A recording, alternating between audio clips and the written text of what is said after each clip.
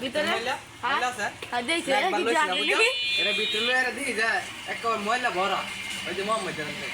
তুই ঘরে গেছিস না ময়লা নাই রে ময়লা দিতে হ্যাঁ দাম দামে কিন্তু ওই যেটা ফুলা এটা ভিতরে ময়লা আছে আসলে ক নাইলে কিন্তু ওই যে এখন তো এলাকার ভাইরাল করে দাম আইজ আইছি চকলেট নিতে আছে ময়লা নাই ফুলাই নাকি দেখি কায়া আচ্ছা এখন যদি ভালো হয় তাহলে টিয়া আসবে না দেখি টিয়া দাম না বুঝবো